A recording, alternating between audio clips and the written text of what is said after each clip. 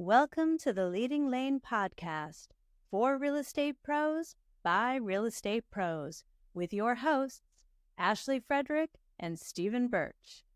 If you're looking for an honest, authentic, and raw perspective, you found it. Ready? Ready, Freddie. All right. All right, everyone. Welcome back to, that's funny because, Frederick, that's my brother-in-law. Name is Freddie. But anyway, welcome back, everyone, to the Leading Lane podcast. Today, we're excited to talk to you about buyer consults, which I think in the last, 2 weeks have been probably more talked about. People have lots of questions. And I have felt that by doing them in the last 2 weeks, even more so than what I was, it has opened my eyes to how important they are. And I think it's just important for us to delve into what they are, why we do them, when we should be doing them, and kind of get both of our opinions on that. So if I am fresh baby agent, never sold real estate, break it down to me. What is a buyer consult? Yeah, so we just had our baby agents make their buyer consult packets this week. So perfect. So basically a buyer consult is just someone that has reached out and said that they are interested in purchasing. Maybe they're pre-approved, maybe they're not pre-approved. And it's really just a sit down with them so that they can at least start to understand the bare minimums of what purchasing a home might look like. I tell people, for me, it's typically about 20 to 30 minutes, depending on how many questions they have to ask. But what it's doing is preparing the buyer for what the process looks like. But I think it's also setting clear expectations for both the buyer and the agent so that, they're not really surprised about anything that comes along in the transaction or just the home buying process itself, and just expectations as to costs and to time frames. So I think the very basic part of it is just an actual sit down with a potential buyer to talk about what the process looks like, but more importantly now, I think also what it looks like to have representation in a transaction and how that gets played into the transaction now. Okay. So in my experience, I typically will hear an agent say, well, if somebody wants to look at a house, then I'm going to meet them at the house and just go show. Obviously, there's changes recently, but Sure. how would you rebuttal that of saying you still need to get in front of your people to do this? Yes. So I think we've talked a little bit about this in the past, but one is just the sheer pre-approval part of it. So great, they want to look at a house. Let's say it's $300,000, and we've never had an interaction before, but I'm going to meet them at the house. Then they find out that they're not pre-approved, and then they go ahead and get pre-approved. And guess what? They're pre-approved for $225,000. Right. And I just show them a $300,000 house that now they loved and they cannot buy. Right. So that's not a good feeling for anybody. We wasted my time, the buyer's time, seller's time, getting their house ready. So that goes back to, I think, the clear expectations as to what it looks like. So normally I'll ask a buyer in that same initial phone call, maybe if they want to skip the buyer consult, I'll ask them if they're pre-approved. And then when they say no, I typically say, well, before we do anything, we need to have a pre-approval. And I give them that example, I need to make sure that you're pre-approved for the house. Here's the other thing. If you end up loving the house and you want to write an offer, your offer is going to need to include that pre-approval letter with it to have the best chance of a winning offer. Most people are pretty good about that. Every now and then you just have some people that might be difficult to start with. And I'll typically say I'll show you one property. But after that, you either have to sit down with me and get pre-approved, or you're going to need to find another agent. Some people are taken back by that, but here's the other thing, I value my time as well. Right. And there's no sense in us running around with people that aren't pre-approved or don't want to commit to you as a buyer's agent. I literally just had this conversation with a broker in our area because we still practice sub-agency in our market. Our office doesn't, except, in a dual type of situation where we're listing but we don't just go out freely not getting paid.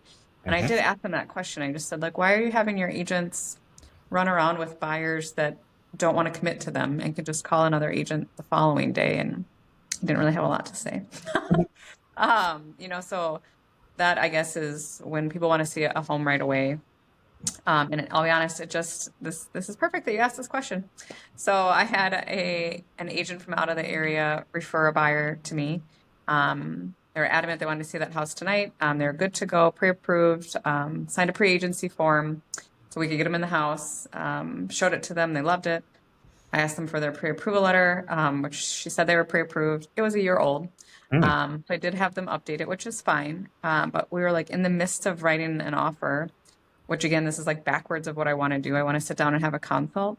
And then I started talking to them about, earnest money and the cost of home inspections. And, they basically said, we have no money out of pocket. Like, we don't have money for any of that. And it was like a fast halt for me that, like, we maybe need to reevaluate what looking at homes or purchasing looks like, because you're going to have these out-of-pocket costs. So we might need to hold for 3 months so you can save money. And had it been down the normal process, we would have hopefully known that ahead of time. Sure. So when you do your consult, you're trying to get in front of them, correct? Yes. Okay. Where is that at typically? So it's typically at the office. And, one of the reasons is, we're at August 29th today. So next week is next month is Realtor Safety Month. And, I think sometimes people joke around about our job, but it is very serious in the fact that sometimes we meet pure strangers at properties. And, things have happened. Like, Beverly Carter is the reason for Realtor Safety Month. She met a new client at a property, and they, murdered her and stole her car and her money. And so one of the reasons I really like to have people meet me at the office is, one, we're making sure that it's like a legit person, and that they have enough, like, right, if it were going to be something like that, you wouldn't think that they would take the time and effort to come to an office. But it's important for me to see them, interact with them. I'll be honest, I Facebook stalk a lot of people ahead of time. That was actually a couple years ago. I had a bad transaction where I didn't feel good about it, and I Facebook stalked the person and made a bunch of phone calls, and come to find out he had just gotten out of jail for sexual assault. So, I follow my intuition on that. So I like to meet people at the office. Every now and then, that's obviously not possible with a virtual buyer as far as they're relocating or something like that. So that's, we have such good technology. It's a great opportunity for a Zoom call. Otherwise, I have an actual PDF packet that I will send to buyers, and I'll schedule a phone call, and then we'll go over that packet. Like, this is what we're talking about on page 1. This is what we're talking about on page 2. And so what all do you really have in that whole packet that you provide to your clients?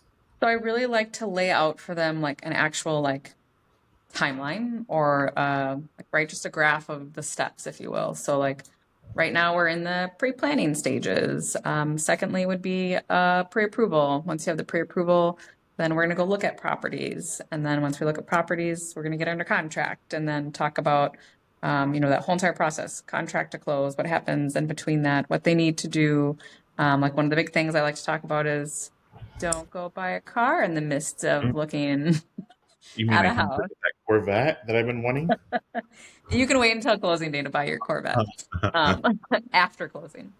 So things like that, because I've had transactions that fell apart because someone went and bought $20,000 worth of furniture 2 weeks before closing, and it messed up everything, and then the debt to income ratio was off. So it's important to educate them from the beginning. So I like to talk about the time frame. And that you just put that down in those different boxes, right? The step 1, step 2, it makes it easier for them to digest of this is a huge process. But the way that I like to do it is this is the game. This is your board game.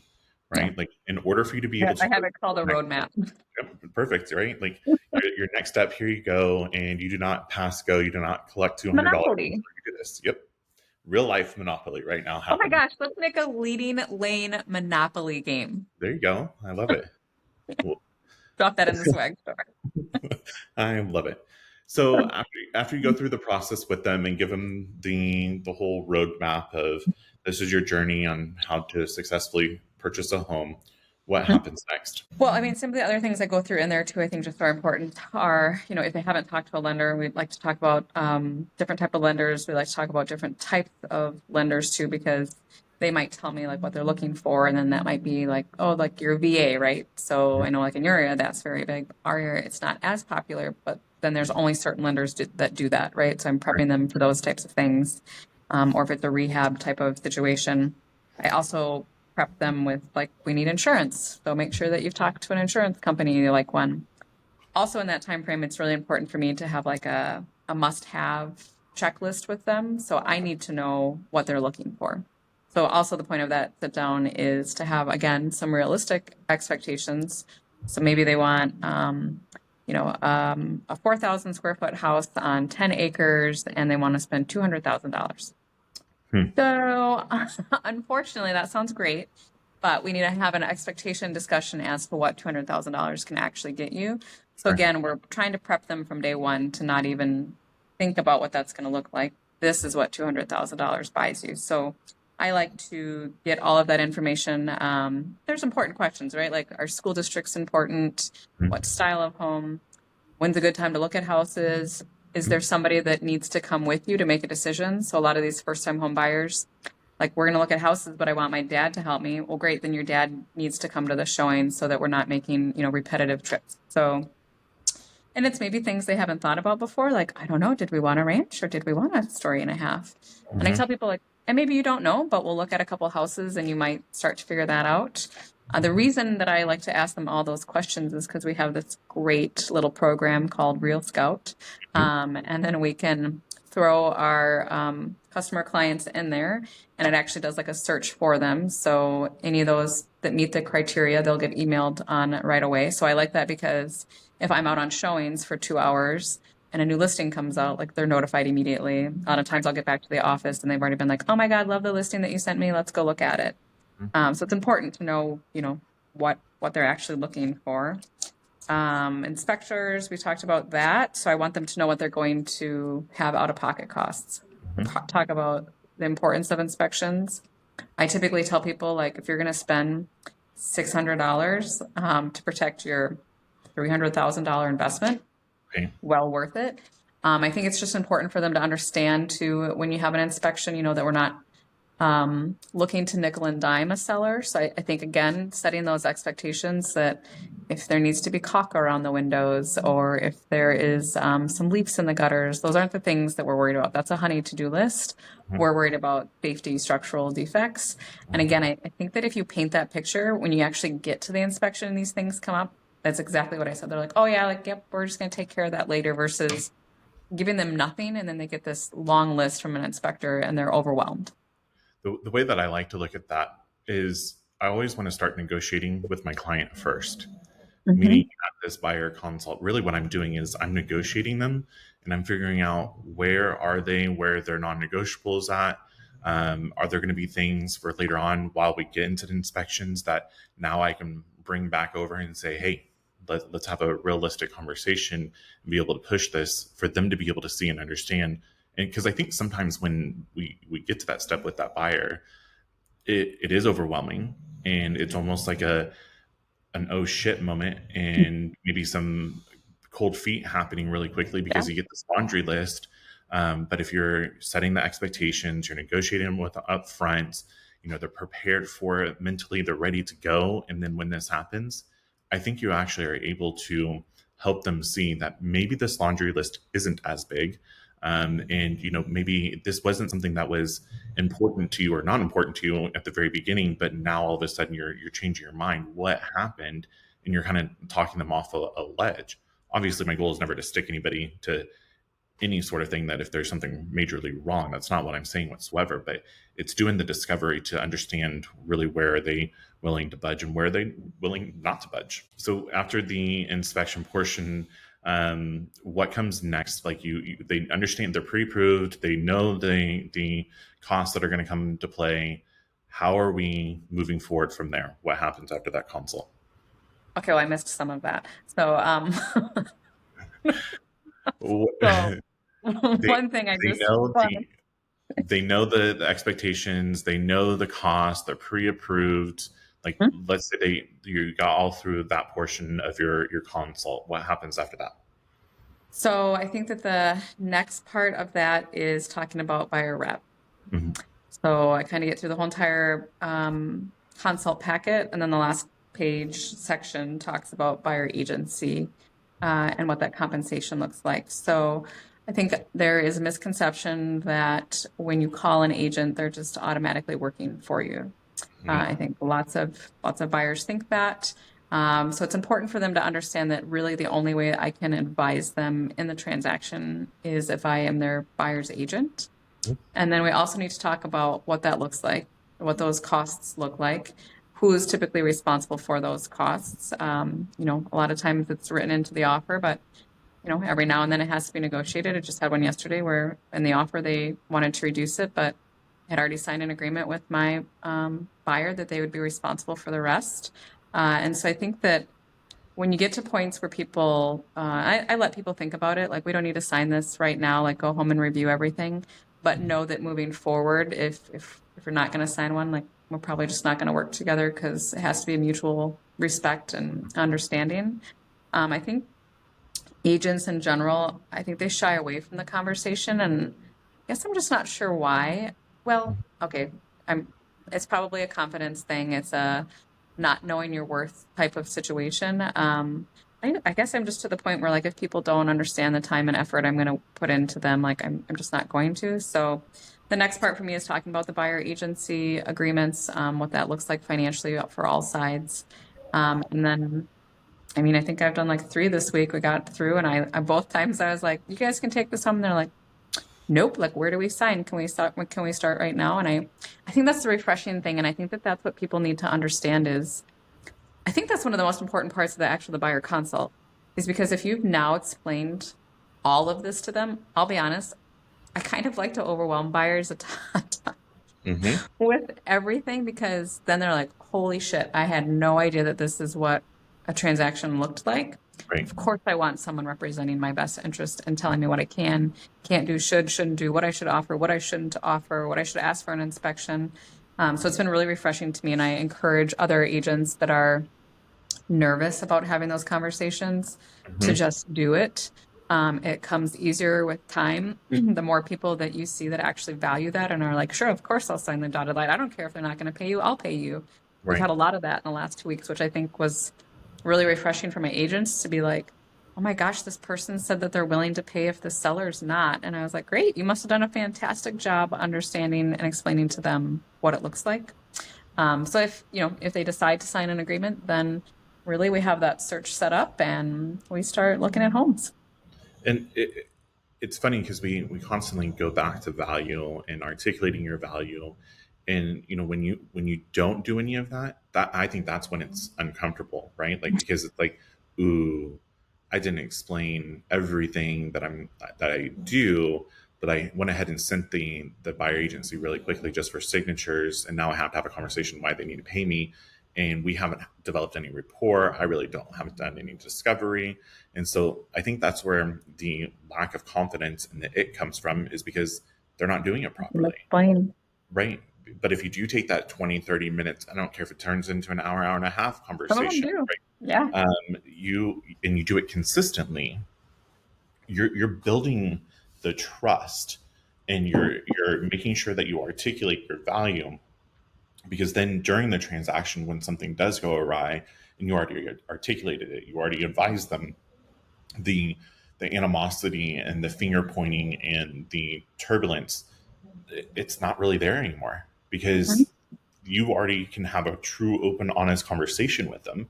And I cannot, it drives me absolutely bonkers when we shy away from how do we get paid. Yep. And of course, obviously, the lawsuit, we all know about it by now, but that's almost what I start out with, right? Mhm. And the reason why, like, okay, cool, like if you cannot financially afford it, that is a-okay. Yep. But what needs to happen is you need somebody that is going to be able to negotiate for you on your behalf to get that paid for. So Mhm. we need to make sure that we go into it, and that's part of our game plan and our strategy on how we are going to go and make sure that we don't have to have any money come out of your pocket because you don't have any. So this is a win-win that we're having this discussion right now instead of making assumptions and getting all the way through this whole transaction. So, in perception is reality, Yeah. right? And so if you do not frame their perspective properly, they're not going to have the correct reality. And this is something too that um, things are different. I get it. But if you can get in front of people, you can have the conversations or in front of them. I don't care if it's virtually or if Sure. it's face to face, right? Some way, and you have a documentation, always. Like that is what keeps you out of lawsuit, or that's what keeps your ass out of trouble, or hopefully will keep you out of trouble, prevent it at least. But if you are able to start documenting and you're being consistent, the flow of how you are communicating it gets easier and easier. And then the next time, or there's something else that changed in the industry, or you learn something, or you need to be like, man, I should ask this question next time. You now can fall back and readjust that your buyer consult packet and insert that in wherever it needs to go, so that you then can continue the flow for the future transaction and not have that heartburn and turbulence for the next client that you sign up. Well, I think, to be honest, just I was looking through my packet. I've changed it like 4 times over the last year. But it's because of conversations, right? And I'm just thinking about one that was on an old one that's not in my new one. But I think it's an important thing for agents to talk about is, what homes can I show you? Mm-hmm. And I think, again, having that conversation on day one. So, I mean, this isn't what buyers do for a living. So a lot of buyers think that they can only call the listing agent. I had that happen a couple of weeks ago. Again, it was somebody that we hadn't had a sit down yet. I think our sit down was scheduled for Thursday. And I think on like Wednesday, they went and looked at a house with the listing agent. They told me about it on Thursday. And then I was like, what? And they're like, well, that's what we thought we were doing. I was like, well, that's why we're coming in today, so that we can talk to you about what that looks like. This is before you had to sign anything. So then it was funny because she said, I explained everything, went through all the types of agencies. And then she said, oh, so that's why he told us we couldn't offer anything less than asking. Yes, because he is the listing agent. And I explained it to them. And then it was like a 40-minute conversation. And then they're like, yeah, we'll sign the buyer agency agreement. And let me tell you, they're first-time home buyers, like pre-approved to like 180. So they had no qualms about trying to figure that out and understanding that it was going to be negotiated. And guess what? They're under contract. Yeah, absolutely. And it's all about that education. So one, the listing agent, but I think a lot of people are misconstrued about for sale by owners. So same thing, like I like to have that conversation with them up front. Like, hey, if you see it for sale by owner, call me. Like, let me know. I'll call the seller. We'll get it taken care of. Same situation. Same thing. Many times they're like, oh, I didn't realize that you could show us. So again, it's just, there's so much to know. And the more that we can give them up front, so they're fully prepared for when those things come up, the easier it goes. And I think where that leads into is like, right, we pour ourselves into these time and these people. That's where referrals come from. When you take care of your people and you educated them fully on what will happen and getting them to closing, that's when they're out with their friends and they talk about their house selling. And then of course they will hopefully say like, oh my gosh, Stephen was fantastic. He told us everything that we needed to do. You should call him. That's how spheres of influence grow. And I don't remember the stat. It's like 64% of buyers are referred to the 64% are referred by a friend, family, relative sphere type of thing. So like if you're brand new or if you've been in this, like you have a pot of sphere that is already there. And you know that you have a 64% chance to be able to get a referral from these people. Why aren't we leaning into it? And why aren't we making sure that the value is there? And I think that's a great point too, that is just because they are in your sphere or they're your friend or your family member, however you want to classify it, you still should be doing the consult with them. For Even sure. more so, because you don't want to make the assumption you already have a relationship, but sometimes mixing business and the relationship isn't the best. But if you give them the white glove service, they are going to be the ones that are shouting from the rooftop later on. So if you don't cut the corners, they're going to be even a bigger advocate for you because they truly got the experience that you provided them. So Yeah, I mean, I've had people that have been like, "Oh, Ashley, like we don't need to sit down. Like, of course we're gonna take care of you." And I'll be like, "Great, I do love that, and I appreciate that so much, but you haven't bought a house for 20 years, yeah, so I just kind of want to refresh here what we're doing and what it looks like." And you're right. I mean, like those people are my referrers for life. yep, I love that. This is something that I know that we're going to have more in-depth conversations about. This isn't going away, even more so with the changes and the lack of education that is happening out there. So thank you for sharing about your buyer consult. I think it's so important. And my last little bullet point that I have that I did not say yet is it's so funny to me that we are willing to go into a listing appointment and do a listing presentation, but yet we are so hesitant going into a buyer consult, do a buyer presentation, right? It's the same. So why aren't we treating each client, each category of client, the same with the same level of respect to show our value, and making sure that we have the transaction go as smoothly as possible. So I think it's And just a mindset. I think with that, Stephen, it's a very good point. Like, we know we're going into listing previews potentially up against another agent. So we bring out all of the star moons. Here are my, XYZ. Why are we not doing that with buyers? And I even tell buyers, maybe someone will say like, "Oh, they've met with so and so." And then I was like, "Great. They haven't signed anything. Like maybe they should interview a couple agents," because I know for a fact that there are many agents in this area that don't do buyer consults, that are not explaining the step-by-step processes, which are why their offers fall apart.